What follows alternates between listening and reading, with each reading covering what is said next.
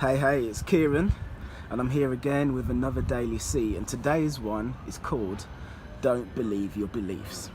And I'm going to explain what I mean.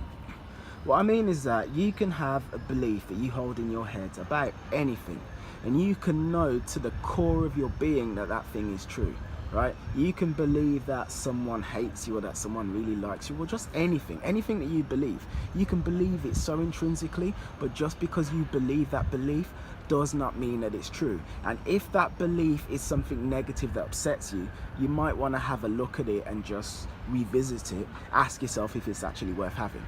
I've got a really good example. I'm at work right now, right?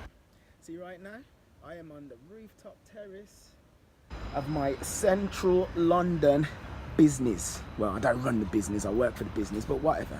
Now, I'm a copywriter, right? So what that means is that businesses pay me to write for them. And I started at this job about a month ago. When I was interviewed by two women. One of them, well, both of them were really bubbly.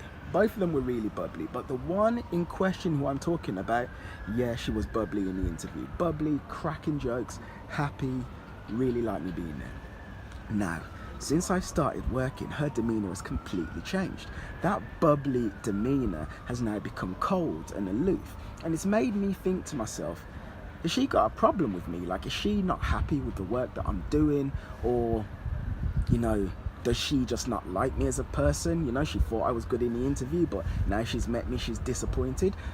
I didn't know that stuff was true, but those ideas floated into my mind. And when I was younger, before I started this personal development journey, I would 1000% have assumed that all of that was definitely true.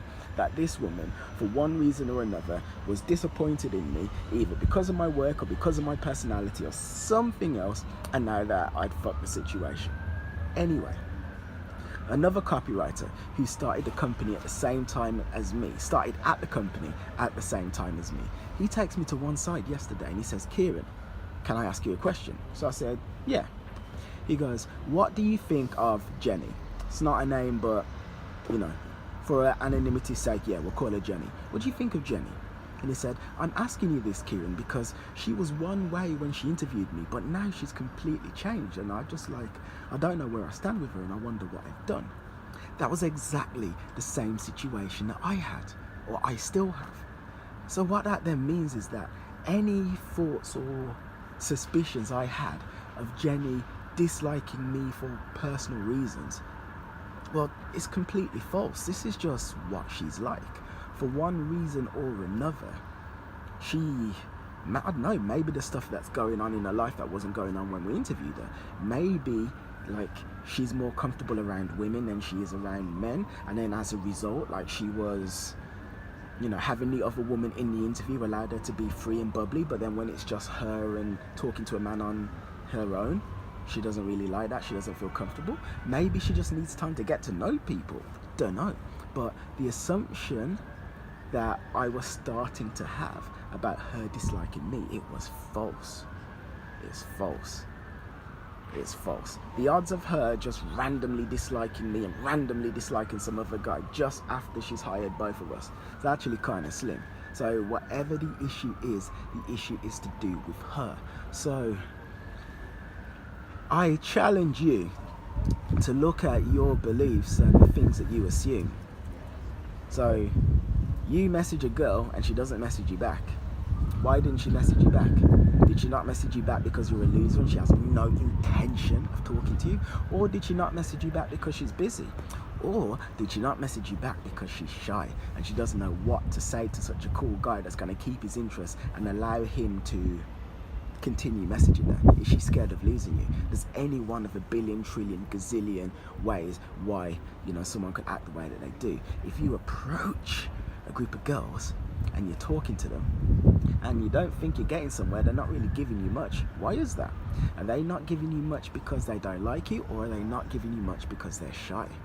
Because you know what? People who are shy often do things that make them look like they don't give a shit about you.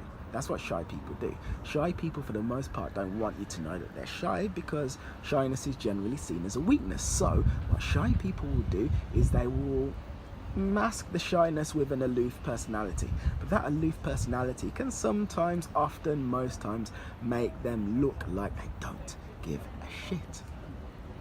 So yeah, don't believe your beliefs, okay?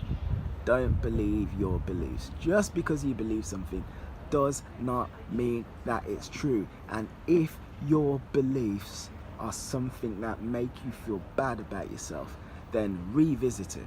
Revisit that shit. Don't just assume it.